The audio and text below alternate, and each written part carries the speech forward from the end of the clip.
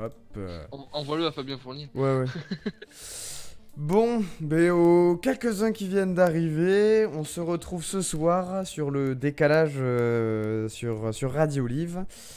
L'édition de ce regretté samedi dernier qui n'a pas eu lieu suite à des problèmes de carte graphique. Que je... Un peu chiant, on peut le dire, un peu Oh, chiant. c'est pénible, hein, le mot est pénible. Donc on se retrouve ce soir avec Clément, aka Billy the Steel. Évidemment. Comme d'habitude, je vais dire un habitué, mais non. C'est un habitué de cette Des émission. radios livres. Des Radio Live. C'est bientôt un précurseur. Que dis-je, un fondateur, pas loin. Non. Et... Chroniqueur, on peut dire chroniqueur. On peut dire, je pense que tu es facilement le rang de chroniqueur. Et donc ce soir, c'est contrairement à d'habitude où on est plus sur du jeu vidéo, film, ce Ça soir, reste dans le thème. ça reste plus ou moins dans le thème. On est un peu triché, mais on est ce soir sur de la web série française. Donc on va débattre. Ça va être une soirée un peu débattre. On va confronter.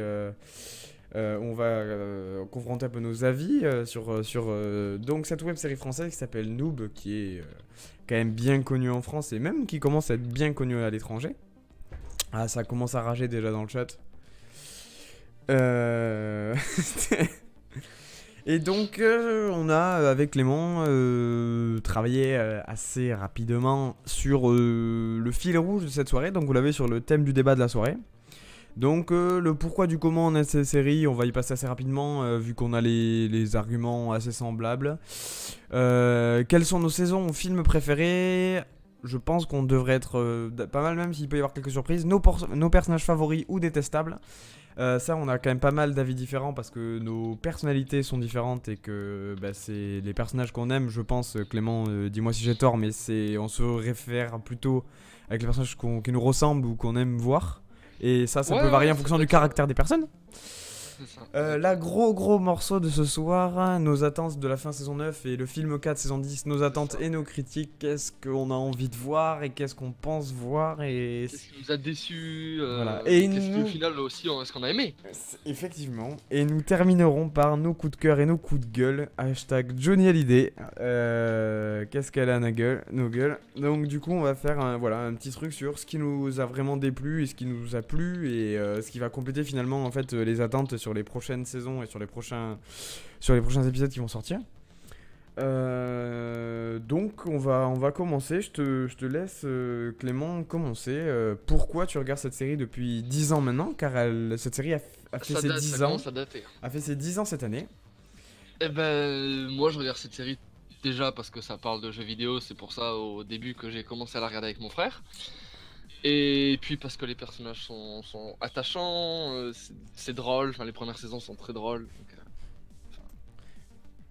C'est un bon argument, Bien. c'est pour ça que j'ai commencé à la regarder au début. C'est pour ça. C'est vrai que moi la première fois que j'ai entendu parler de cette série, c'était par mes cousins qui regardaient déjà depuis un bon moment vu qu'ils sont plus grands que moi.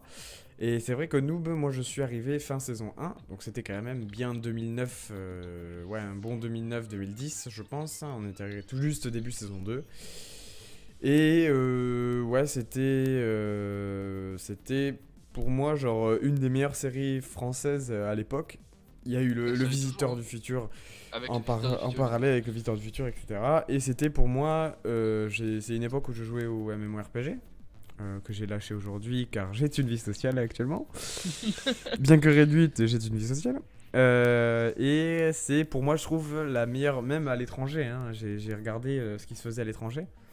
Et c'est ce qui se fait pour moi de mieux en termes de ce qui se rapproche le mieux.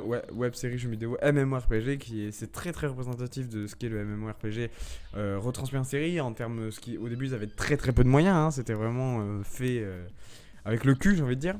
Ah bah quand tu vois Lost Level aussi, tu te dis que les moyens... Ouais, et c'était vraiment, vraiment différent. Et je me dis que on a tout à y gagner à vraiment regarder cette série parce que c'est vraiment ce qui se fait de mieux en France, même jusqu'en Europe. Hein. C'est pas pour rien qu'ils ont eu le meilleur crowdfunding d'Europe. Et qu'ils ont été élus meilleure web série 2017, je crois. Ils ont eu un Harvard, ouais. Il me semble. Il me semble aussi, ouais. Ils ont eu, c'est ça. il me semble qu'ils Je ont crois eu que c'était 2017. ouais, Un petit award, ouais. un petit... pas grand-chose. Et Mais aussi, dans cette série, en fait, on s'y retrouve parce que c'est les jeux vidéo, les MMORPG, donc tu retrouves des situations dans lesquelles tu étais engagé. Enfin, tu te retrouves dans les personnages aussi, dans les caractères, bon, on en parlera après les personnages, mais un peu l'avare, un peu le mec qui ouais. prend un stuff ultra stylé, le newbie, le total newbie au final. Et c'est vrai qu'on se retrouve, il y a un peu tous les types de joueurs en fait, techniquement, dans tous les personnages Mm. qui sont mis. Alors, d'après ce que j'ai ouï dire, c'est volontaire, en fait, c'est Fabien Fournier qui est le réalisateur de la série. Qui a laissé les acteurs plus ou moins au départ donner l'idée générale de leur personnage. Il faut savoir qu'Omegazelle, donc Julien Guerlain, celui qui interprète Omegazelle, donc c'était un personnage dans les MMORPG qui s'en bat les couilles totalement du lore, qui veut lui juste le stuff stylé et qui veut taper du gros dégât au cac alors qu'il a pas forcément la classe qui va pour. Et c'est vraiment ça qui caractérise dans la vraie vie de l'acteur ça, et aussi dans la série. Et c'est également le cas pour Gaïa. Donc c'est ce qui fait un des gros charmes de la série, je pense. Mm. Effectivement. Quelles sont nos saisons ou nos films préférés, mon Clément? Beaucoup de Alors dans débats. mon cœur, il y aura toujours la saison 1, parce que c'est la première, c'est celle où tout commence, t'as l'humour, tu vois, ça met en place un peu, tu sais ce que tu vas regarder après. Ouais. Alors, pour la saison 1, j'ai un oui et un non, j'ai un pour et un contre. Mais ce qui est un peu faussé parce que d'un côté, oui, il y a le côté très nostalgique, ça fait 10 ans, ils avaient zéro moyen et ils arrivaient quand même à faire du très très lourd pour l'époque et c'est encore aujourd'hui facilement regardable. Mais en fait, sachant la courbe, genre c'est la courbe exponentielle, j'ai envie de dire, en termes de trucs, c'est vrai qu'en termes de scénario, en termes de trucs, elle est assez vide. C'est-à-dire qu'il Un peu plus vide, ouais, c'est sûr. c'est sûr que après bon, il fallait mettre en place les personnages, il fallait mettre en place le contexte, etc. Mais c'est vrai que sur le fond, si on réfléchit bien, la Guilde de Justice, on en entend parler, mais hyper vaguement. La Guilde de Roxor, franchement, on parle même pas. Bah, c'est un peu normal, en fait. Quand tu commences un jeu, tu te renseignes pas directement sur les guildes les plus HL. Bah, Et alors, c'est sûr que pour quelqu'un qui commencerait la série maintenant, les premières saisons, ce serait un peu une purge. Hein, parce que désolé, hein, mais c'est vrai, tu l'as dit, les moyens sont pas ouf. Le jeu d'acteur était pas oufissime. mais même si mais... certains sont insane, hein, certains sont encore Même insane, si- hein, vraiment. Hein. C'est ça. Mais en tant que, enfin, pour les avoir regardés, peut-être pas dès la sortie, parce que je pense que je suis arrivé à peu près comme toi vers la fin saison 1 ou quoi. Mais c'est les premières saisons, c'est celles dont tu te souviens, c'est nostalgique. C'est peut-être pour ça que je la mets dans une de mes saisons. Peut-être pas préférée, mais en tout cas, Ouais, elle est bien placée, elle est très très bien. mention honorable, on va dire. C'est vrai qu'on est sur une mention honorable. Après, il y a eu la saison. Moi, je classe après la saison 2-3 ensemble. Parce Mm. qu'après, il y a vraiment un gros pas à la saison 4. Moi, je trouve que saison 2-3, ça envoie quand même du pâté. En termes de Ça scénario, envoie du lourd. moi, je trouve que même ces deux saisons-là sont quand même. Sont quand même. En termes de scénario, des fois sont plus complètes que certaines saisons bien plus récentes. Saison 8. On parlera de la saison 8 plus tard, qui est pour moi un déchet. Mais C'est dommage. saison 2 et saison 3, c'est quand même, je tiens à le rappeler, les premières confrontations des grosses guildes, apparition de spectres en termes de personnages, c'est quand même insane. C'est aussi saison 3, Fantôme qui se fait virer la guilde de justice pour cheat. Ouais. C'est quand même des retournements de situation de ouf. En termes de saison 2, saison 3, c'est vraiment Gaïa qui se fait. Enfin, saison 3 qui va rejoindre la coalition. La coalition, ouais. Il y a des gros. C'est-à-dire que là, il y a vraiment du. Il y a le bâton cheaté de Sparadrap qui arrive. Ça, c'était un bon arc. C'était un super arc, le bâton cheaté, c'était assez insane. C'est vrai que c'était vraiment une chouette saison. Donc saison 2-3, c'est vraiment deux saisons coup de cœur. Alors je pense pas que c'est ma saison préférée, je pense pas. Parce que j'ai encore un gros de corps pour celles qui vont arriver juste après. Mais Katsuni dans le quartier du bonheur de la guilde des Katins. Pas mal. Quel enfer quoi. Et ouais, non, je pense que c'est. Ouais, je pense que 2-3, c'est vraiment l'insane. Il n'y a pas encore de guest, même s'il y a des nouveaux personnages qui apparaissent avec de nouveaux acteurs. Je pense notamment à Ivy, je pense à Quet, je pense à Golgotha, les personnages comme ça. Golgotha qui est pas dans la saison 1 ? Elle n'est pas dans la saison 1, il me semble pas. Il me semble qu'elle arrive début saison 2. Mais je veux pas m'avancer, mais il me semble que c'est ça. Y a pas le premier étage de la tour Galamataria Boyac, saison 1 ? Non, saison 2. Ah d'accord. Ils font le donjon de Mortegarde, saison 1. Oui, c'est vrai, Mortegarde. Aïe. Donc. Et tu vois quand même l'évolution entre la saison 1 et les 2 saisons d'après. Ah, mais tu vois qu'à la fin, ils sont des classes légendaires, c'est vrai qu'on est sur un autre bail. Donc, bon. C'est vrai qu'à ce niveau-là, c'est quand même assez fou. Après, on arrive à pour moi, ce qui a été en termes d'arc et de scénario. Je parle pas en termes de budget, en termes d'effets spéciaux, mais en termes de scénario pur. Les meilleures saisons, saison 4, saison 5 le climax, pour moi, l'apogée, ouais. alors je dis, ils sont quand même sur une sorte d'apogée. Hein. Actuellement, quand même, ils sont quand même en termes de. Ils touchent un autre public, ils touchent un autre public. Mais en termes de scénario, l'arc Tabris, ces arcs-là. Avec pas mal de guests, quand même. Avec les sans-âmes, tout ça, je trouve ça assez fou. C'est la remontée de fantômes dans la guilde de justice. C'est le duel des 3 champions. En termes de. C'est-à-dire que là, on a 2 arcs en un. Que je trouve personnellement assez dingue, mais c'est bon. Et putain de bien développé. Mais c'est fou comme c'est tellement bien ficelé, et là toutes les premières théories arrivent à ce moment-là. C'est-à-dire que c'est à ce moment-là qu'on commence à voir les théories sur H, et qui se concluront fin saison 8. Donc c'est à partir de. Moi j'aurais jamais pu penser que. Moi aussi je l'avais deviné, moi. Comme ça. Ouais, moi j'avais deviné. Et du coup, c'est pour moi un gros tournement de cette série. C'est à ce moment-là, je trouve qu'il est pour moi, c'est gratuit pour regarder la série. Oui, c'est totalement gratuit, c'est sur YouTube. Par contre, bonne chance et on se dit dans 15 jours, parce qu'il y a 9 saisons à regarder. Je vais te mettre le lien pour payer. Alors c'est à PayPal /pipistyles. Voilà, donc là tu mets de l'argent là-dessus. Tu pourras la voir. Tu mets de l'argent là-dessus. Et donc du coup, ouais, c'est pour moi les saisons tournantes, saison 4, saison 5. Après on arrive au film, parce qu'ils ont débloqué des budgets pour pouvoir faire des films.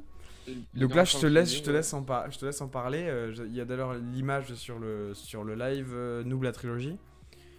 Là on est carrément sur un autre budget. Rends la webcam. Ah oui, non, c'est sûr qu'avec le crowdfunding qu'ils ont pu faire et tout l'argent qu'ils ont pu avoir, ils ont pu. De base c'était juste un film qu'ils voulaient faire. Et grâce au budget qu'ils ont récolté, ils ont pu en faire une trilogie. Avoir des costumes de ouf, hein, là, en termes d'évolution de costumes, ça. C'est insane. On peut dire ce qu'on veut, mais on part de 3 bouts de tissu et à la fin on arrive sur des scénario armures, ou quoi, là, tu vois sur l'image les tenues de Gaïa, enfin surtout de Gaïa parce que c'est celle qui ressort le plus, mais celle de Spardra est stylée aussi. Omegazel. Après moi, je trouve que celle que je trouve. Après moi sur les 3, genre on va pas parler des personnages de suite, c'est après.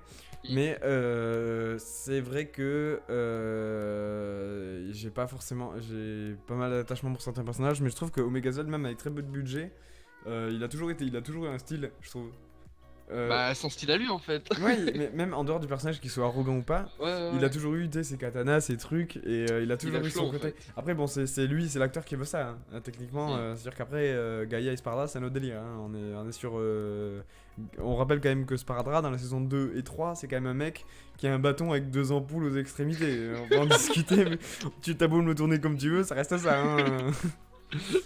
C'est vrai que le budget à l'époque. Le budget était assez restreint, quoi. Hein. Mais c'est fou de se dire qu'avec le budget qu'ils avaient, ils ont réussi à devenir ce qu'ils sont aujourd'hui. Enfin, c'est vrai que c'est énorme. C'est vrai que c'est assez insane. Tout ça grâce à un putain de scénario, une bande de potes qui a réussi à filmer avec 2 caméras et comme t'as dit, s'habiller avec 3 bouts de tissu. Ah ouais, c'est vraiment insane. C'est fou. C'est vrai qu'il y a eu un budget de ouf. Par contre, on en parle, ou par exemple, on en parlera peut-être juste après, mais Heimdall, peu importe les saisons, le mec a toujours été stylé. C'est-à-dire que le mec, ils ont focalisé 3/4 de la thune sur lui. Genre vraiment, c'est le mec qui a le moins de dialogue de toute la série, mais on lui donne du style. Alors allez-y, quoi, c'est le maître du truc. En fait, ses tenues sont beaucoup trop stylées et le masque apporte une touche. Il a toujours eu des masques grave stylés. C'est ça. Même si même sur la dernière saison, il l'enlève, sur les films notamment. Il commence à enlever le masque, il a été brisé après par Tabrice ou je sais plus quoi. Celui avec le sang m'avait fait grave kiffer. Celui où il était brisé, il y avait des petites gouttes de sang dessus, m'avait fait grave kiffer. Ouais. Après, il y avait eu le doré avec les trucs bleus dessus, il était grave frais celui-là. Mais je reste quand même nostalgique du blanc, tout court. C'était lequel, le blanc tout court? Le costume blanc? C'était vraiment, c'était quand il avait la tunique bleue avec les runes sur la capuche et le masque juste blanc, tu sais, avec les gants blancs et vraiment le truc de base. Après aujourd'hui, il est quand même stylé avec son plastron et tout, il a quand même un flow assez... Ah oui, le masque blanc, oui, le tout basique. Ouais, il avait quand même un flow assez... Ouais. Mais maintenant, c'est vrai qu'en fait, j'adore les couleurs sur son costume. Enfin, ouais. Le blanc mélangé avec un peu de marron doré, je sais pas. Après, c'est un c'est un très gros point fort de la trilogie, c'est en termes de costume, quoi. C'est en termes de décor, même en termes de décor. Au niveau des films, c'est assez insane. Tous les châteaux, les trucs, ils sont tournés dans les meilleurs endroits, quoi. Quand tu vois que quand ils sont sur la montagne, là, dans la vallée, beaucoup trop stylé. Et on peut ajouter à ce moment-là, c'est sur ces périodes-là, avant la trilogie, la saison 5 et les saisons qui arrivent, c'est à ce moment-là qu'il y a eu la première apparition des premiers guests. Donc en première guest, après, je les compte plus ou moins, mais après il y a toujours plus ou moins eu Reflet d'Acide. Oui. Ils ont toujours plus ou moins été là, sachant que Ruby, qui joue la sœur de Saphir dans la série Reflet d'Acide, JBDX, qui s'appelle JBDX même dans la vie. Et ouais, après il y a eu les greniers. Il y a eu Bob et Fanta, c'est-à-dire que c'est quand même assez fou.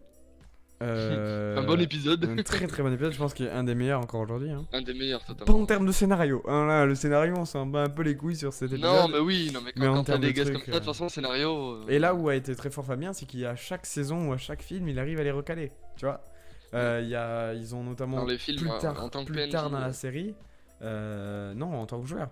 Oui, Bob a joué plusieurs personnages, effectivement. Mais ils ont fait plusieurs apparitions à la série et toujours bon, ça a toujours été bien dosé. Tu sens que ça n'a pas été du forcing guest en mode on bourre les guests machin, alors qu'ils ont eu pour faire des vues, ouais. Alors qu'ils ont eu du Brigitte Lecordier, ils ont eu des trucs de fou, ils ont eu vraiment des guests excuse-moi du terme, mais vraiment des guests de bâtards. Et c'est vraiment alors il y en a certains que je dois forcément oublier qui doivent être vraiment insane. Ah oui, non, moi aussi. Après, moi je me souviens de Bob et Grenier parce qu'à chaque fois ils ont une apparition et forcément tu rigoles. Mais là, comme ça, ils ont eu Mathieu Sommet, il me semble, non Unster Bleacher. Il y a eu Unster, ouais. Unster Bleacher, alors je les ai plus. Alors je les ai vraiment perdus en tête. C'est terrible. Là, moi non plus, là, je les ai plus tous en tête là. Il y en a eu un bon paquet du milieu de YouTube en tout cas, et pas que. Et là, on a vu que sur les prochains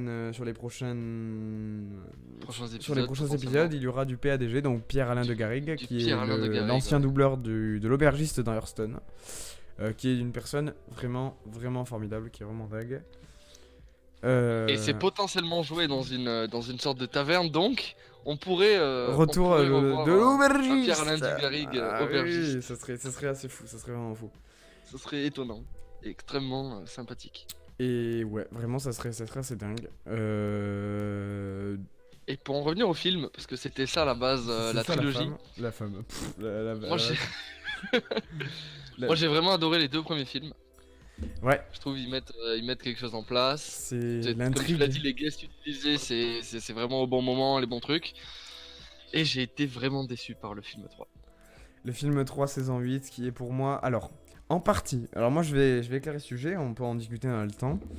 Moi j'ai été déçu par la partie vraiment fin de la quête d'Arthéon de Fargos.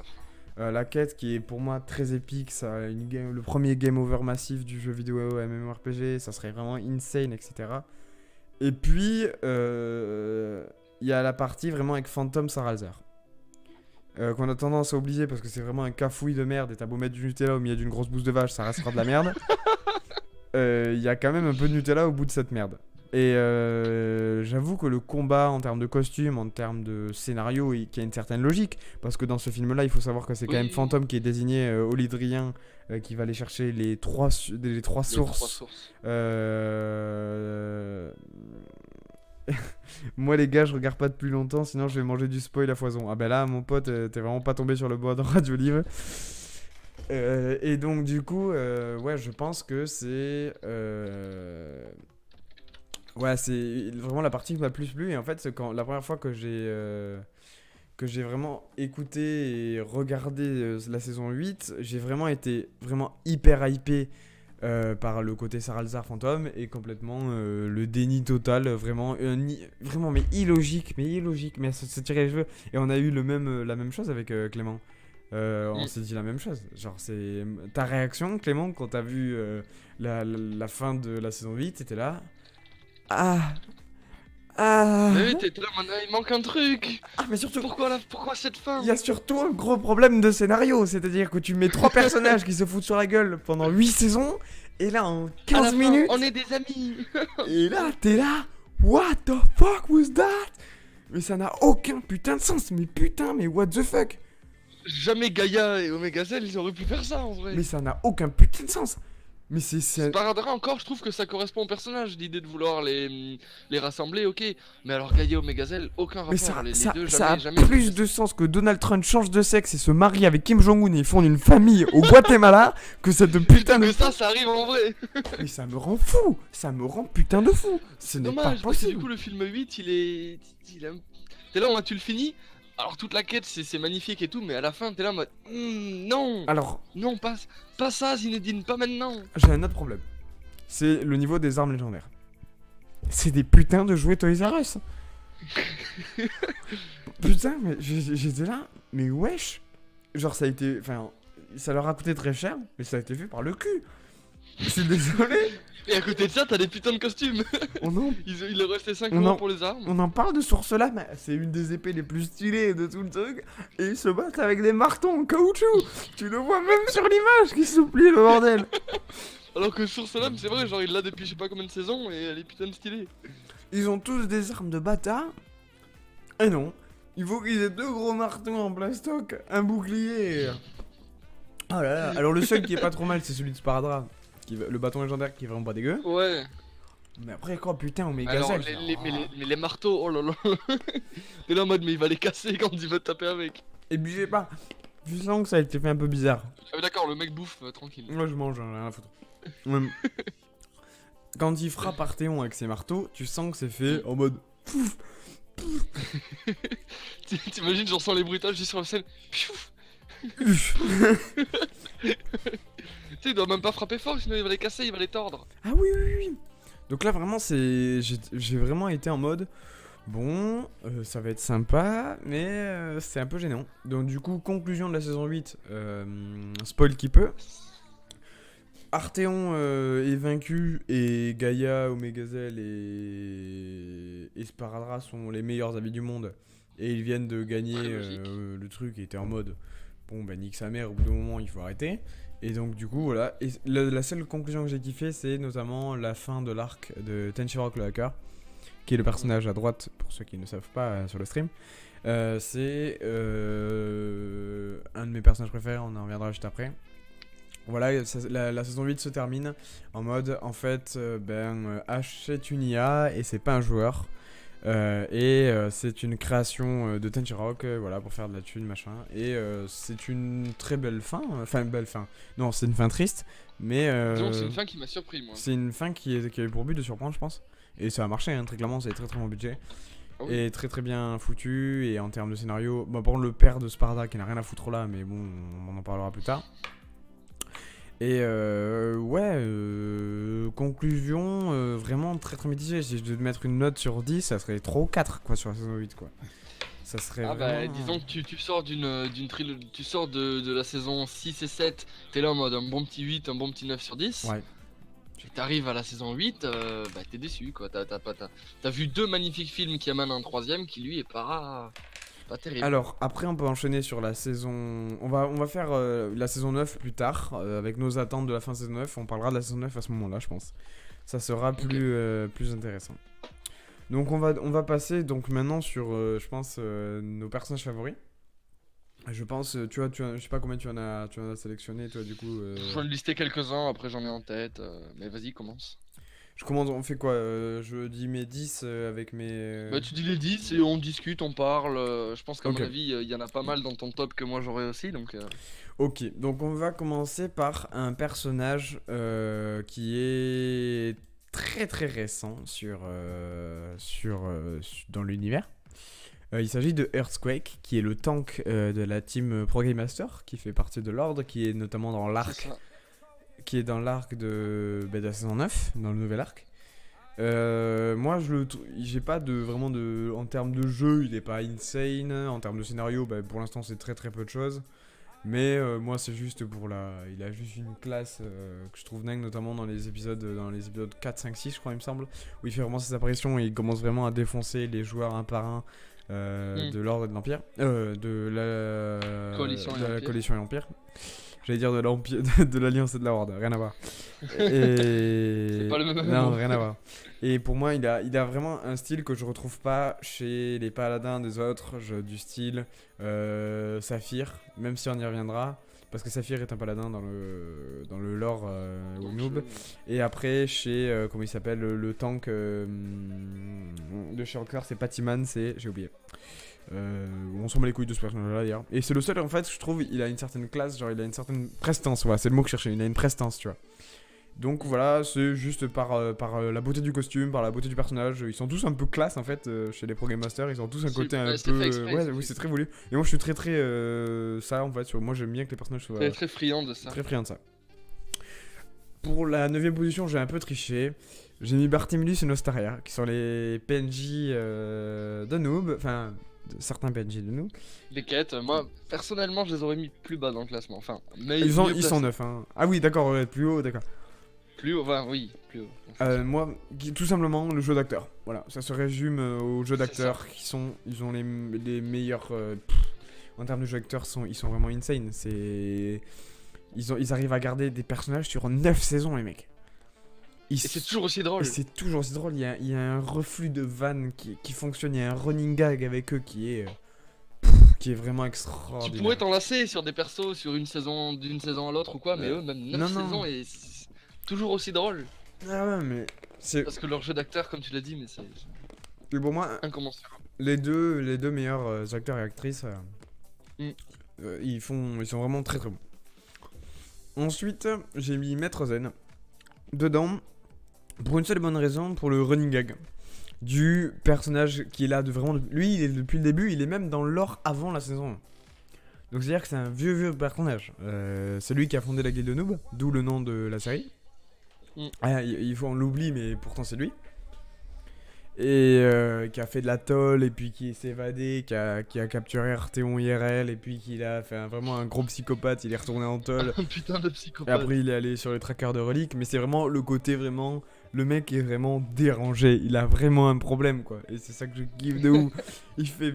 Moi vraiment le personnage, le moment où il se bat pour choper l'espèce de météorite machin là, pour refaire le truc de Centralis. Tu sais, tous les trackers de reliques ils ont une pierre, tu sais. Et vraiment, là, quand il tombe sur Gaïa et tout, vraiment, tu vois, c'est un psychopathe, le mec. Il a vraiment un boulon. Et son jeu. Jamais. Et son jeu d'acteur, je le trouve dingue, quoi. Et vraiment, il hésite pas à insulter. Vraiment, il n'y a pas vraiment de coupure. Genre, vraiment, il s'énerve sur tout. Il s'énerve sur tout. Et je trouve ça vraiment assez insane. Du coup, 10, 9, 8, 7. En 7ème position, j'ai mis Gaïa, un des personnages principaux, voire le personnage principal. Même si c'était vrai dans les premières saisons, mais pas dans les dernières. Un des 3 personnages moi qui représente bien si un personnage devrait représenter Billy the Seal dans la vraie vie, ça serait bien celui-là. non, je vois pas du tout ce que tu veux parler. Pas la manipulation, mais c'est quelqu'un qui calcule tout et qui a besoin d'avoir 25 coups d'avance pour pouvoir apprécier quelque chose. Qui adore avoir de la thune dans les jeux. Ouais, ça c'est pas faux. Et c'est un personnage qui est vraiment a beaucoup de traits négatifs, mais qu'on finit plus ou moins par l'adorer en fait. Qui est réfléchi en fait. Et c'est vrai qu'en fait il y a plus de mal que de bien sur ce personnage, mais finalement on retient que le bien. Et en fait c'est ça qui est très fort. Alors le jeu de Anne-Laure, celle qui incarne Gaïa, est assez fou hein, quand même, parce qu'il faut le tenir le personnage pendant plus de 10 ans.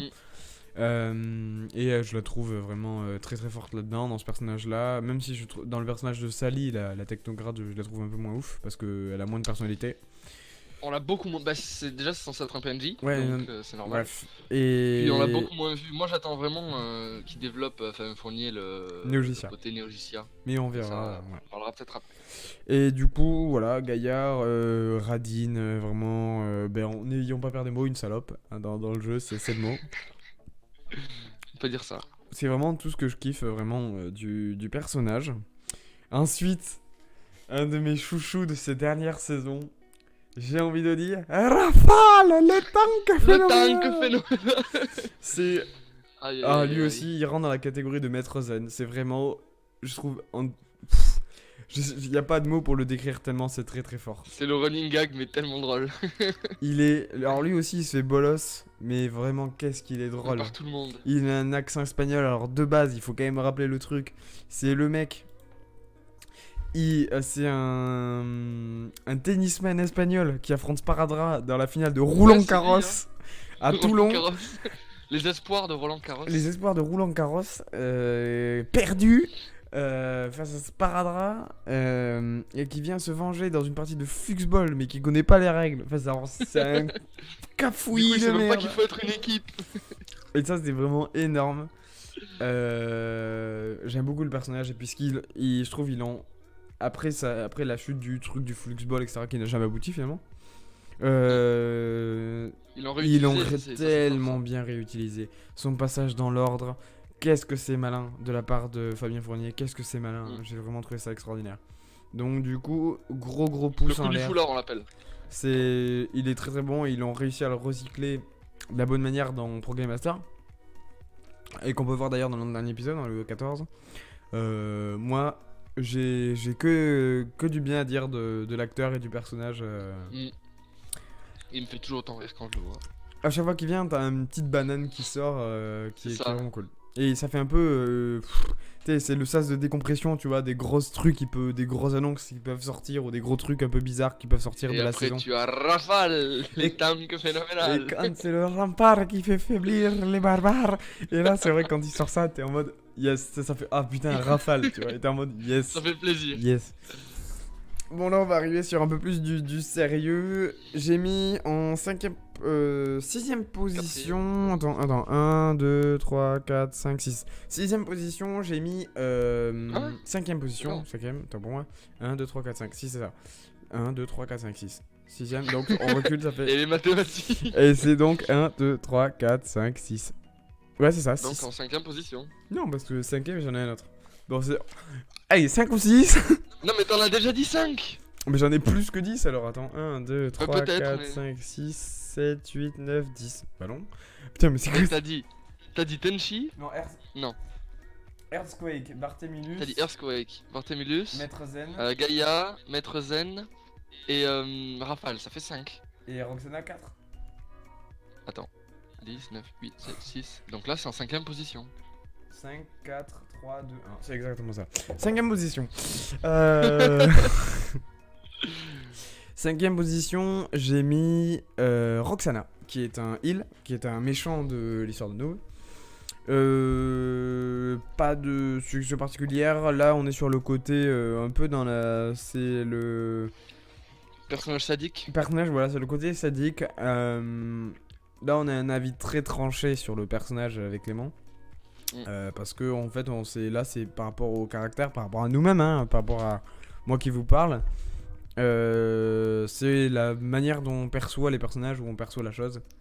Et moi c'est un personnage qui me fait exprimer quelque chose et je me dis ouais c'est legit. Ce personnage doit exister et il existe depuis longtemps et il me va et j'ai pas de problème avec l'actrice, le jeu d'acteur, etc. Mais même, elle a une voix très irritante et je trouve que ça va très très bien avec le personnage. Et je trouve qu'elle complète vachement et de plus en plus, plus l'histoire avance, plus elle complète vachement bien la guilde de Roxor. Et elle fait vraiment un peu la femme fatale chiante qui va foutre la merde partout. Contrairement, qui est vraiment l'opposé de, je trouve, Amaras, qui est vraiment lui très très calme, très très posé. Même s'il y a il y a un pays d'écart entre ces deux personnages, mais on en reviendra plus tard. Ouais. Pour moi, Roxana, je l'aurais pas mis dans mes personnages préférés. Mais c'est mon avis. En fait, j'aime pas.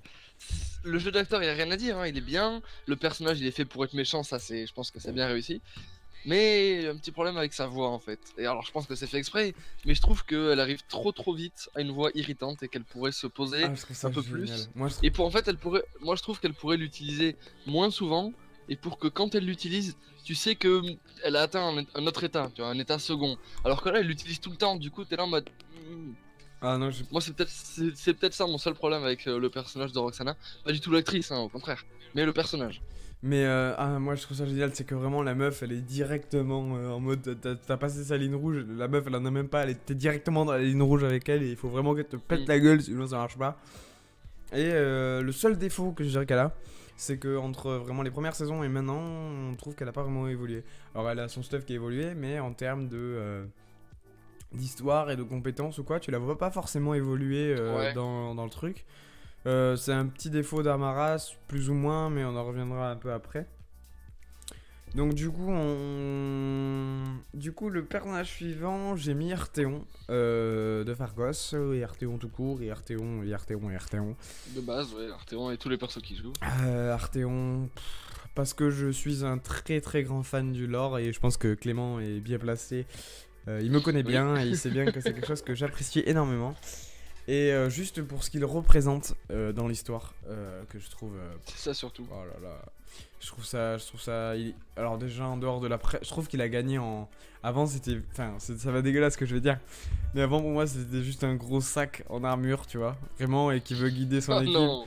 Moi c'est triste mais... Et maintenant je trouve que... Moi c'est justement pour ça que je l'aime bien, parce qu'en fait, il essayait, il restait, il avait la patience. Oui. Et, Moi que j'aurais jamais eu. et après à la fin maintenant je trouve avec sa grande armure rouge quand il était en Fargos. Ah, là il fait Moi encore je plus badass. le trouvais badass Ah, avec sa là, là, barbe là. et tout. Et je le trouvais, j'étais en mode... Ouais, lui il envoie du lourd. Et il s'est battu toute sa vie, il a tout sacrifié pour pouvoir faire ça et tout. Et il y est arrivé. Et tu vois qu'à la fin, il prend tellement il est passionné du lore pendant toutes les saisons d'avant. Quand il joue son personnage d'Arthéon de Fargos, tu vois qu'il déconne pas, il est vachement sérieux.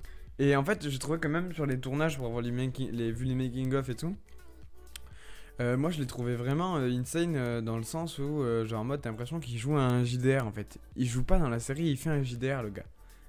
Et c'est ça que je trouvais fou. C'est-à-dire. Mais dans le sens où en fait, genre c'est comme s'il était en mode, c'était du JDR roleplay. Et que lui, il était, en plus d'être dans la série quelqu'un qui est fan de background, l'acteur lui-même était fan du background de son personnage lui-même. Et du coup, c'est en fait que il est vachement prenant dans ses dialogues, dans ses trucs, les regards caméra, les défis du regard qu'il lance aux autres et tout. Je le trouve dingue quand il parle à son épée et tout. Putain, le jeu est formidable. Putain, qu'est-ce que je le trouve fort là-dedans. Et c'est un mec qui a fait que progresser. Et il était déjà à un niveau très haut par rapport aux premiers acteurs qu'il y avait dans les premières saisons. Et il a fait que progresser. Et je pense que c'est aujourd'hui un des meilleurs acteurs de la série. Parce qu'il a réussi, il a joué qu'un personnage qui a bien évolué. Mais il a toujours eu... T'es jamais déçu. Moi, j'ai jamais été déçu par son jeu d'acteur ou par ses personnages. Alors après, le fait que Fabien Fournier soit derrière l'écriture, il fait probablement quelque chose. Mais moi je trouve que oh là là, qu'est-ce que ça envoie du... Moi son personnage je me dis ouais, franchement il est justifié, il y a aucun souci avec ça et moi mille bravo à Arthéon qui envoie vraiment du lourd. John de son vrai nom. Tonton. Tonton John. Personnage suivant, juste au-dessus, mais vraiment juste au-dessus, limite égalité, mais il fallait que j'en mette un devant l'autre. J'ai mis Omegazel. Omegazel. J'ai mis comme, comme justification bon connard machiste. Ça résume bien le personnage au final. Moi je trouve que ça résume très bien le personnage. Mais il n'y a pas que ça. Ça c'est surtout dans les premières saisons. Après il le reste, mais il rajoute quelque chose en plus. Il rajoute C'est beaucoup. ça que même. c'est dans soi qu'on voit l'évolution du Et personnage. moi je le trouve fou quoi ce personnage. Qu'est-ce que je le trouve dingue. Excellent. Qu'est-ce qu'il joue bien. Qu'est-ce qu'il est bon là-dedans. Oh là là, il y a vraiment rien à dire quoi. Il est vraiment très fort. Et c'est un vrai talent hein, parce qu'il a un personnage avec un rôle vraiment pas simple. Et ouais, Et il y a un guest qui me revient en parlant d'Omegazel. Ouais. Je repensais à son travail dans la télé machiste. Marcus. Marcus, effectivement, Marcus qui est, oui, le Marcus de No J'avais Life oublié. TV. De No Life TV. Effectivement, qui a fermé d'ailleurs No Life TV. Ouais, donc Omegazel, un des premiers personnages qu'on voit apparaître dans la série. Ah bah dans le tout premier épisode. Dans le tout premier épisode, et qui a réussi, comme Maître Zen l'a fait, comme Arthéon l'a fait, etc. Personnage qui est pilier de l'histoire de Noob, vu que c'est un personnage principal. Mais Maître Zen un peu moins, moi je pense. Mais... Non, oui, un peu moins pilier, je veux dire, mais bref. Et je trouve je trouve le personnage dingue. Lui aussi, comme Arthéon, a réussi à faire ce qu'il voulait. Il a réussi à atteindre ses objectifs. Et là où il est très fort, c'est que, et c'est ce que j'attends un peu des prochaines saisons, on va en discuter juste après, quel va être le prochain objectif de Megacell, justement. C'est-à-dire que là... Parce que là, oui, là, il l'a atteint, il est en train il a sa classe légendaire, il a son truc stylé, son armure stylée, machin. Alors, voilà, je sais pas comment va évoluer le personnage au point où il en est aujourd'hui. Il est vraiment insane, il est vraiment très très fort. Voilà, donc j'attends de voir comment va devenir le personnage. Je suis très curieux parce que c'est vraiment un personnage auquel je suis attaché, parce qu'on l'a vraiment vu évoluer au fil des saisons. Tout le long et là où ça a été très bien fait, c'est que on l'a vu évoluer en fait. C'est-à-dire que à travers les épisodes, on l'a vu galérer, on l'a vu cravacher, on l'a vu passer son niveau 100, vraiment en mode... On l'a vu se faire bullshit. On l'a vu se faire bolos, etc. Et donc du coup, je trouve ça vraiment ouf. Je trouve le personnage vraiment cool par rapport au début de l'histoire et par rapport à ce qu'il est devenu. Et c'est pour ça que je l'ai mis aussi haut dans le...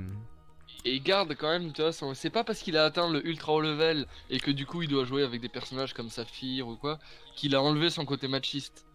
Tu vois qu'il le garde. Oui, il le garde un peu. Et c'est vrai que je me dis que c'est... Attends, on m'a envoyé un message. Je sais pas. On va dire... Alors, ouais. Et du coup, ouais, c'est vrai que c'est... Comment l'expliquer? C'est difficile de mettre des mots là-dessus parce qu'il faut vraiment voir les épisodes pour expliquer les objectifs principaux des personnages, parce qu'ils ont des objectifs bien précis à travers les histoires qu'ils peuvent avoir en commun avec les autres personnages. Oh là là, mais qu'est-ce qui... Il y a des barres, mais il y a vraiment des kilomètres de blagues d'Omegazelle, que ce soit dans les premières saisons. Vraiment, moi, c'est vraiment le duo Sparadra Omegazelle sur vraiment les 3 premières saisons. C'est ce qui me faisait quand tu regardais la série, quoi. Vraiment, quand Omegazelle, même dans la première saison, il fait mais regardez-le, il est nul, tu vois, genre vraiment, il était vraiment nul. Ouais, et genre même jusqu'à aujourd'hui, il veut virer qu'une chose, c'est virer Sparadra avant qu'il soit de chaque guilde de justice, quoi. Il fait oui, on va le virer lui, tu vois, vraiment. C'était très très drôle, quoi. C'était vraiment là, vraiment, il y avait des trucs, c'était vraiment marrant. Donc vraiment, ouais, gros cœur sur là-dessus. Et j'ai mis dans une certaine logique juste après un personnage plus secondaire. J'ai mis Saphir. Saphir, c'est difficile. C'est-à-dire que dès que j'ai vu ce personnage, je l'ai trouvé assez dingue.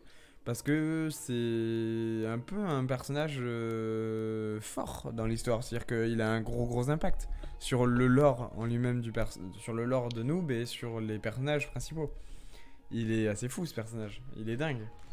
Moi j'ai pas le même regard sur le personnage. Moi je vois le mec vraiment, c'est la meuf, elle sait ce qu'elle veut et son personnage est... Il a pas forcément un lore extraordinaire, mis à part le petit mystère des 3 sœurs que je trouve assez ouf. Ouais. Myst, j'aimerais avoir un peu plus d'informations de la part de Fabien Fournier. Je pense que ça va arriver, c'est assez dingue, on en parlera dans la saison 10, mais à mon avis il y aura une histoire avec les 3 sœurs.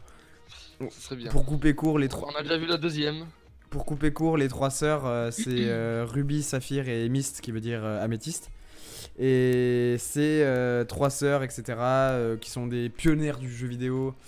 Et en fait, elles sont toutes les 3 dans l'Empire. Et donc Saphir, qui est le personnage qu'on connaît le mieux finalement, qui est paladine de la guilde de justice, la plus grande, qui était la plus grande guilde du jeu. Ruby, qui fait partie des renseignements dans la guilde de justice également, qui a son, on va dire, espion JBDX. Et Myst, dans le lore... Attends, je reviens juste sur Myst, parce que tu disais qu'il veut dire améthyste. Alors, non, Myst ça veut dire brume, mais c'est la contraction d'améthyste. Oui, voilà, c'est la contraction d'améthyste. Et c'est la plus grande des 3, Myst, et en fait, on connaît très peu de choses là-dessus. Et c'est ce qui fait un peu le personnage un peu... excusez-moi le jeu de mots, mais c'est un peu mystifié, hein, excusez-moi, mais... Oh, les bonnes soeurs. Oh, j'ai envie de me taper une petite barre.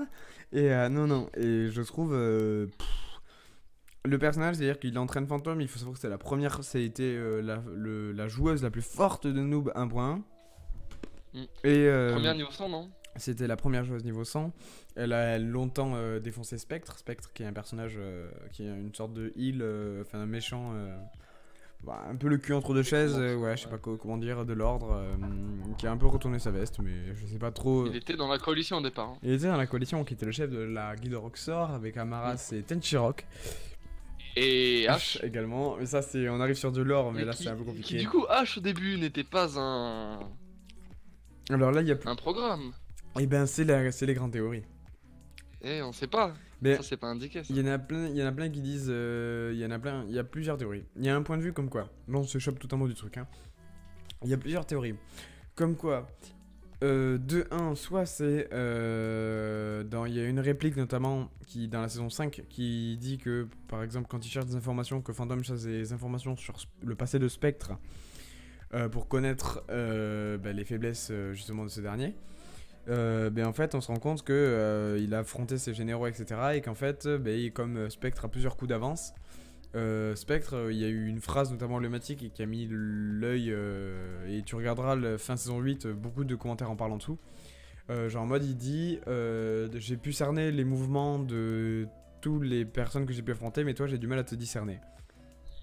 Et donc est-ce que c'était un clin d'œil déjà à l'époque sur ça ou pas? On sait pas. En tout cas, la conclusion. Parce que vu que c'était un programme, ça aurait été plus difficile, ouais. Donc, c'est à vous d'en juger. C'est difficile, c'est à vous de vous faire un avis. Donc voilà, pour venir à Saphir. Ça reste un rang de théorie, ouais. Pour venir aux trois sœurs et à Saphir, moi c'est un personnage que je trouve cool dans l'histoire où en fait j'y suis pas forcément attaché, genre sentimentalement, elle me transcende pas, c'est pas elle qui me fait kiffer en mode oh putain le stuff, le truc, c'est pas du tout ce personnage là, mais c'est le côté où vraiment elle va aller péter, elle va vraiment mettre des bâtons dans les roues, mais des bons bâtons dans les roues au personnage. Si tu veux ce que je veux dire. Et à Omegazel notamment, et puis c'est vraiment qui va recadrer le truc, même si certains sont déjà très droits, hein. Je pense à Phantom, je pense à Istos, etc. C'est des mecs qui sont vraiment sur du HL pur et dur, etc. Mdal aussi. Hein. Et Mdal qui est un personnage assez cool. Qui est le chef de la guilde de justice. Qui est également le chef de la guilde de justice. Et beaucoup de newbies, envie de dire, pensent que c'est Phantom. Et non, que nenni. Et c'est très malin de la part du lore. Et donc du coup, ouais, je pense que moi c'est un personnage qui me... C'est difficile de décrire ce qui m'attire. Mais je trouve le personnage hyper cool. Moi justement, Saphir, pas grand chose m'attire. En plus son jeu d'acteur me repousse un peu. Donc Saphir j'aurais même pas mis dans mon top 10, tu vois. Ouais, bon, c'est chacun son point de vue. Hein. C'est ça, exactement. Donc là on arrive dans le top 2. Ça a été très difficile de départager les deux. Mais j'ai mis en 2 Tenchirok, le AK. Donc là on est carrément sur autre chose. On est sur plus haut là. C'est le personnage qui va casser les codes de la série. C'est lui qui va faire le côté IRL.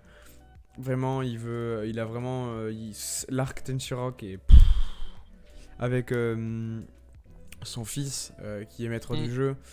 Je trouve tout simplement c'est Frodor. C'est vraiment c'est Frodor. Et puis il joue le rôle d'un hacker dans un MMO qui se fait traquer par les maîtres du jeu.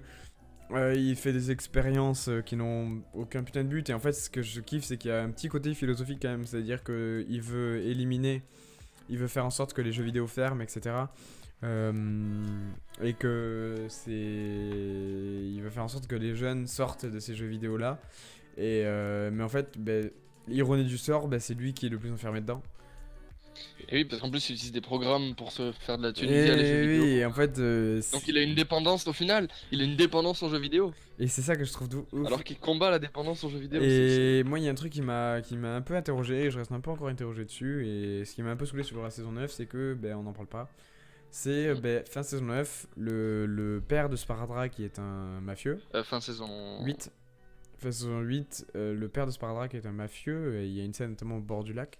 Où on a quelques minutes avant, on apprend que quelques minutes après, je veux dire, on apprend que Ash est un, comment on appelle ça, Un programme. programme. Il demande au père de Sparadra d'acheter les locaux, enfin d'acheter comment dire, les créateurs de Olydri et de fermer les logiciels. Et il y a une espèce de vieux plan chelou. Et c'est vrai que c'était un peu flou cette histoire. Et je vous conseille d'aller voir ce point de vue-là. C'était quand même assez étrange. Donc, c'est vrai qu'à la fin de la saison 8, on dit que les serveurs seront fermés en 2029. C'était le MMORPG le plus long de l'histoire avec 30 ans, etc. Et qui reprendra en 2062 ou je sais plus quoi. 2067, ouais, je Ou crois. un truc comme ça. C'était un peu bizarre. Mais ça, oui, ça, c'est une partie qui est un peu floue, en fait, en termes du lore. Et je sais pas si c'est voulu, s'il y aura un spin-off ou un truc dessus. Je sais pas du tout. Mais c'est vrai que c'est le côté Tenchirok, en fait, il y a beaucoup de parts de mystère, je trouve, sur ce personnage.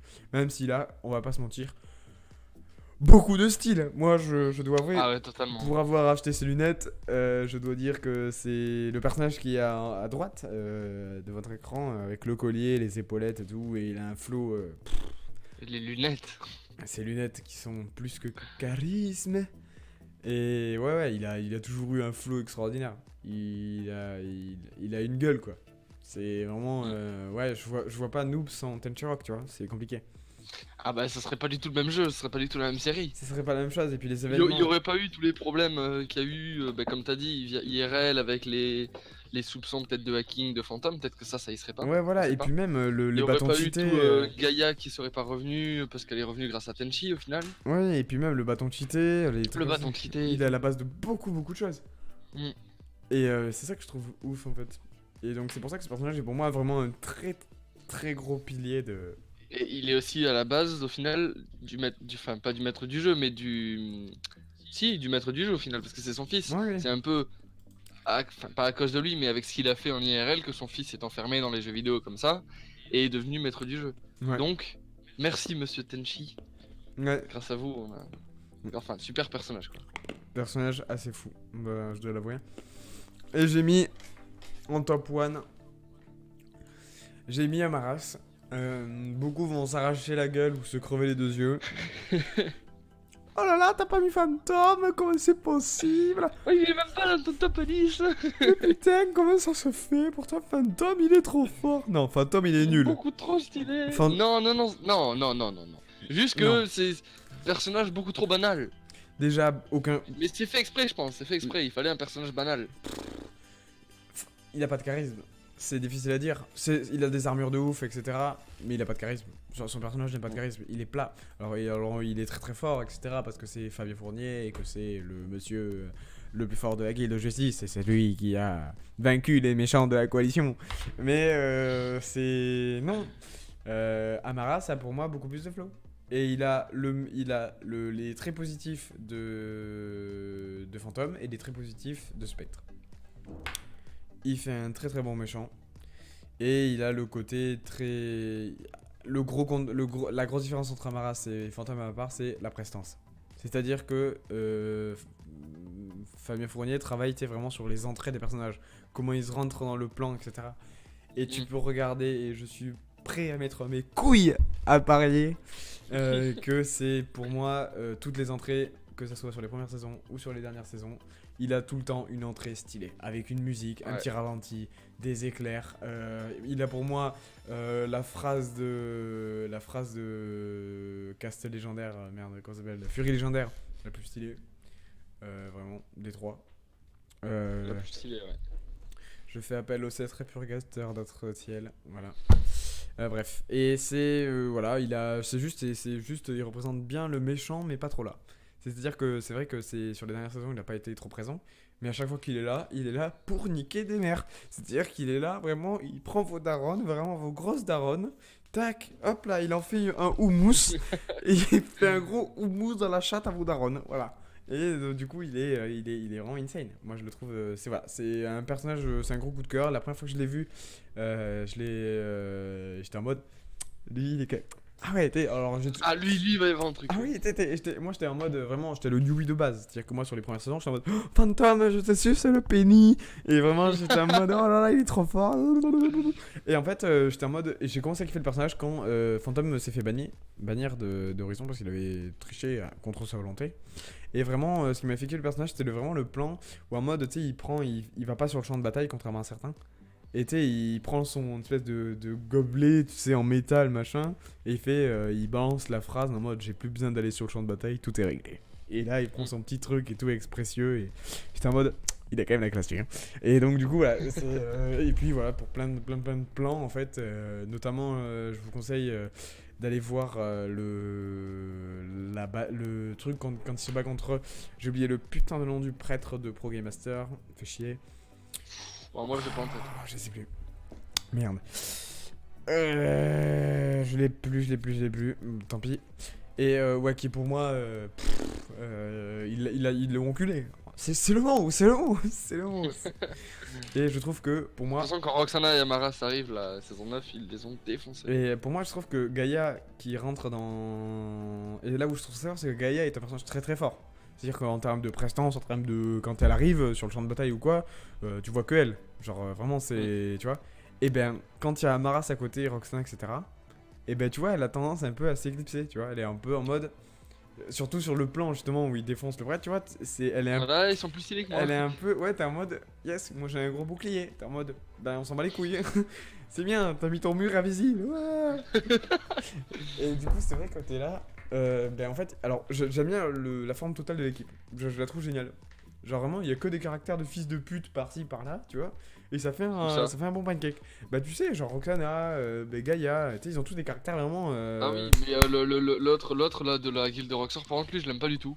Son jeu d'acteur ou quoi là, t'as l'impression quand Timan il parle. Ah non, oui, j'ai oublié son nom. Non, Avec, pas Timan. avec l'épée et l'espèce de bracelet sur le front, là, je sais pas. Ouais, Maigre. ouais, alors lui Oui. je l'aime pas. Hein. Ouais, il est très secondaire. Ah oui, non, totalement. Mais même Timan, tu vois, extrêmement drôle. Mais voilà, donc le pourquoi du comment Amaras, voilà. Donc je te laisse Clément dire les quelques-uns, peut-être que pas aussi long que moi quand même, mais. Bah, moi j'en avais noté certains, la plupart, bah tu les as dit dans ton top 10. J'aurais peut-être pas mis même position, par exemple Barthélemy Nostaria, moi c'est totalement dans mon top 3, top 4. Ah, quand même. Ah oui, non, totalement. Bah, les meilleurs acteurs, hein, les meilleurs acteurs. C'est extrêmement drôle, tu retrouves, tu retrouves l'esprit noob dans eux en fait. C'est humoristique et le scénario. Tenchi, bon, je suis d'accord avec toi, clairement dans les meilleurs personnages. Peut-être Amaras pas en top 1, même si je les mets assez haut. Après, Phantom, ça c'est sûr, il serait pas dans mon top 10. Il serait pas ou il y serait Non, il serait pas dans mon top Ouais. 10. Saphir non plus d'ailleurs. Ouais, bon, Parce que c'est c'est pas après un chacun son personnage point de que vue. j'aime. Hein. Oui, oui. Après, il y a qui d'autre qu'on aurait pu oublier? Je réfléchis, mais là j'en vois pas beaucoup. Hein. Peut-être en premier, j'aurais peut-être mis Tenchirok. Ah, intéressant. T'aurais mis Tenchirok. Peut-être, ouais. Ok. Avec Gaïa, peut-être un peu mieux placé comme Gazelle, parce que ça me correspond un peu plus, je dirais. Ouais, tellement. Pour ceux qui sont dans le Et- chat et Gaïa, pour ceux qui connaissent Noob et qui connaissent Clément dans la vraie vie, c'est très clairement les mêmes. C'est hallucinant. C'est choquant. Et j'aurais mis Sparadrap au moins 6 ou 7ème, je pense. Tu aurais mis J'aurais Sparadrap. mis dans mon. Moi, pour la. Bah, parce que c'est quelqu'un. tellement l'esprit du noob dans les premières saisons, pas dans les dernières, parce que je trouve que justement, alors soit on en parle pas assez, soit quand on en parle, il fait un peu de la merde. Mais au moins dans les 4-5 premières saisons, clairement Sparadrap dans mon top 6. Ouais, c'est vrai que bah, pour l'avoir rencontré en vrai, c'est quelqu'un de adorable. Il est vraiment insane. Mais c'est ouais. Après moi, c'est par rapport à bon après c'est chacun son truc, tu vois. Mais il apporte oui, il apporte quelque chose, mais le personnage est trop niais pour moi. Il est trop gneugneux, le personnage pour moi, donc bah, c'est Ouais, dommage. mais justement, moi pas dans les premières saisons, je trouve. Enfin, il fait bien son rôle de noob, et après, c'est après où tu te dis, ouais, Le personnage est un peu ouais, il lourd, est hein. là quoi. Et tu vois, j'ai l'impression le case en mode vas-y, C'est ça. fais venir En des mode, fans. allez, t'es là au début, viens, allez. Et c'est dommage, parce que dans les premières saisons, il était vachement attirant, extrêmement drôle, tu l'as dit, avec le duo avec Omega Zen. Ah, le duo avec Omega qui vient Zell de est virer à chaque fois, enfin. complètement fou, quoi. C'est ça, dans les premières saisons, c'est clairement un des meilleurs personnages. Et après, je trouve que c'est dommage. Il est pas bien employé, peut-être qu'après, il avait un peu moins l'envie aussi, ça j'en sais rien. Bah, il a été vachement occupé, je suppose, mais c'est vrai que il y a des phases, autant il peut être très très bon acteur, avec des trucs où il arrive quand même il a un personnage difficile quand même, Fred. Mm. Et ouais, mais c'est pas, il me touche pas autant que certains pourraient le toucher. Moi, il m'a au début en fait. Oui, il est très drôle, mais c'est... Je suis en mode, bon, ok. Des fois, j'étais en mode, putain, la vanne est longue. Donc ouais, c'est chouette sur le moment, mais t'es en mode, ouais. C'était un peu pénible. Bon, on va faire assez rapidement nos attentes de la fin de la saison 9 et de la saison 10, ce qu'on voudrait. Ouais, parce que là, on a fait un gros morceau là. On a fait un très très gros morceau. Moi de mon côté, je vais être assez rapide dessus. Moi j'ai été vraiment très très j'ai abasourdi, c'est le mot. C'est un très bon mot. Je pense que c'est le mot abasourdi. Non, et vraiment j'ai eu un gros problème avec l'épisode 14, hein, vraiment avec le système, le moment où on révèle vraiment ce qu'on pensait de la tricherie de Pro Game Master, qui pour moi vraiment c'est trop gros quoi. Le coup des poids au bout des mains en mode pour faire des tractions et tout, j'étais là mais ça va trop loin. Et puis le mec genre ils font une chambre à gaz électrique et tout pour mettre Rafale dedans. J'étais là mais gros, à quel moment tu fais ça? Et j'avoue que j'étais là bon et ben c'est lourd, y a pas de souci, mais ça n'a j'ai du mal à voir le truc. J'arrive pas où ça va aller. Et c'est vrai que c'est là ça part dans un délire science-fiction chelou. Et du coup, je sais pas comment ils vont réussir à mettre ça. Donc, moi, ce que j'attends une seule chose de la fin de ce 9, c'est une bonne conclusion de cette histoire-là. Avec... Ouais, parce que la conclusion et la suite étaient dégueulasses. Parce que j'attends, et peut-être une fin, s'il vous plaît, de l'histoire avec les rerolls, qu'on a un peu tendance à oublier. Parce qu'on les a lâchés, hein, vraiment, quand Pro Game Master est arrivé, bah, les autres, on s'en tapait le cul. Hein, on les a vus 2 épisodes et après c'était parti. Oui, ça suffit, ça a largement suffi. Et donc du coup ouais j'attends ça. Et saison 10 pour ma part j'attends bon c'est peut-être du rêve hein, mais voilà tous les rêves peut-être possiblement réalisables. J'attends un peu plus de profondeur sur l'histoire des 3 sœurs. J'attends peut-être rien que 10 minutes. Rien que 10 minutes. Je demande 10 minutes sur 2 heures. Des explications s'il vous plaît. Je voudrais juste des explications. Et je voudrais vraiment ça serait un peu chiant de dire un autre duel des 3 champions. Ouais, non, peut-être autre chose. Mais j'ai pas envie. Il y a des choses que j'ai pas envie. Déjà, ça c'est sûr. J'ai pas Comme envie le retour, la reformation de la guilde de noob. C'est quelque chose que je voudrais pas revoir. De la guilde de quoi? De la guilde de noob, la vieille, avec Gaïa, Arthéon, machin. C'est quelque chose. Ça servira à rien surtout. C'est quelque chose. Ça me rendrait plus déçu. Et je me suis dit, bah on a fait 10 saisons pour rien. Tu vois, je le ressentirais comme ça. C'est ça en fait, là il y a une certaine évolution. Si tu reformes l'ancienne guilde de noob, bah, tu fous en l'air toutes les 9 ou potentielles 10 saisons que sur lesquelles t'as travaillé. Ça c'est vraiment le gros point que je veux pas avoir, tu vois. Je pense pas qu'il fera ça, il est pas... Et j'ai pas envie d'un combat en mode Amaras contre Fantôme, Fantôme gagne parce que du coup ça fait 1-1. Le bien gagne. Voilà, le bien gagne. Et je serais en mode, bah c'est plus la merde quoi, c'est vraiment nul. Et genre, je suis là, gros. Est-ce que ça pourrait égaler la nullité de la fin de la saison 8 Après, si c'est très bien écrit, très bien chorégraphié, moi je n'ai aucun problème avec ça. Vraiment. Mais voilà, c'est à voir de comment c'est foutu et de beaucoup de choses. Donc on va voir. Donc. Il a dit combien il y aurait d'épisodes pour la saison 9 ou Je sais pas, ça a été un bordel parce que ça a fait Noubri Roll, ça a fait plein de choses, hein, donc laisse tomber. J'espère que ça se... D'ailleurs j'ai reçu le premier Noubri Roll. Ah ouais? Ouais, mon frère est allé l'acheter je crois. J'ai pas encore lu. Bon, on verra bien. On verra bien. On verra bien ce que ça donne. Donc voilà, moi mes attentes, on est encore vraiment dans le flou hein, de cet épisode-là. J'attends beaucoup de l'épisode avec PADG, Pierre-Alain de Garrigue, celui qui a fait la voix de Hearthstone. L'aubergiste de Hearthstone, j'attends beaucoup de cet épisode-là. Il s'est fait renvoyer par Blizzard malheureusement. Triste, fin pour le Jackson 5. Non, c'est faux. Mais bref, j'attends beaucoup de cet épisode-là. On verra bien. Hein, Voilà. Disons que moi saison 9 là j'attends pas grand chose. Ouais. J'attends une meilleure exploitation des personnages des rerolls. C'est ça. Rentrer un peu plus dans le lore, parce qu'on n'y rentre pas assez, je trouve. Ouais. Voilà. Sinon, voilà ce que je demande de la saison 9, saison 10. Donc, rapidement, sur les coups de gueule et coups de cœur, je vais être assez franc vu on a bien parlé. Sur mes coups de gueule, fin saison 8, on l'a assez dit. On l'a assez dit, je pense. Mais si ça serait à refaire, ça serait pas du tout à refaire comme ça. Moi, j'ai un gros problème avec l'histoire de Spectre, surtout sur l'ensemble des saisons. Le personnage il est censé être là, on lui donne des pouvoirs surtutés à croire que le mec il a créé le jeu. T'es en mode, ben ça va quoi, le mec discute avec Charles-Antoine Donteuil, t'es celui qui a fait le truc en mode ouais, j'aimerais bien savoir comment va se finir le truc et tout.